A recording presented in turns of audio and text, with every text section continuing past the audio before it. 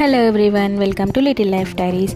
ఈరోజు అయితే సండే కదా, మరి మా ఇంట్లో సండే స్పెషల్ చికెన్ అయితే వండుకుంటున్నాం అనమాట. ఇది అందరికీ తెలియని రెసిపీ ఏం కాదండి, కాకపోతే మా స్టైల్లో ఎలా చేసుకుంటాం అనేది నేను ఇక్కడ చూపిస్తాను.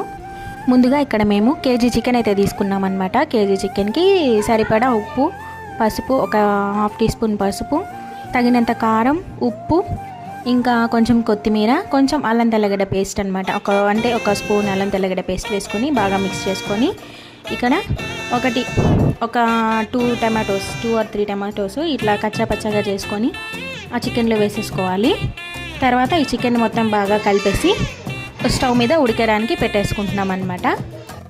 ఓకే, నెక్స్ట్ ఇక్కడ చికెన్ ఉడికేలోపు మనము ఒక ప్యాన్ పెట్టేసుకొని ఆ ప్యాన్లో మనకి తగినంత ఆయిల్ వేసుకొని, అంటే మేమైతే కొంచెం ఎక్కువ ఆయిలే యూస్ చేస్తాం చికెన్కి. అలాగైతే దాంట్లో స్పైసెస్ అనమాట. ఇప్పుడు చెక్క, లవంగ, ఒక ఇలాచి, కొంచెం ఆవాలు, ఇంకా ఒక స్టార్ పువ్వు అంటారు కదా, అది వేసుకొని అవి బాగా కొంచెం ఫ్రై అయ్యాక ఒక 2 ఆనియన్స్ సన్నగా స్లైస్ చేసుకొని అవి వేసేసుకోవాలన్నమాట. తర్వాత కొంచెం కొత్తిమీర వేసుకున్నాము.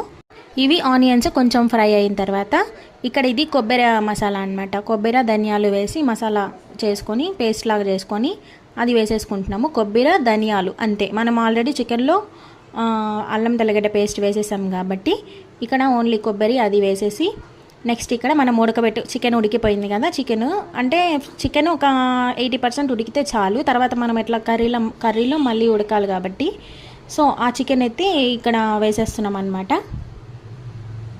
అంతే, అదంతా బాగా ఆయిల్ కొంచెం పైకి తేలేదాకా బాగా ఉడకనిచ్చేస్తే అంతే, చికెన్ కర్రీ రెడీ. వీడియో నచ్చితే please like, share and subscribe. Bye bye.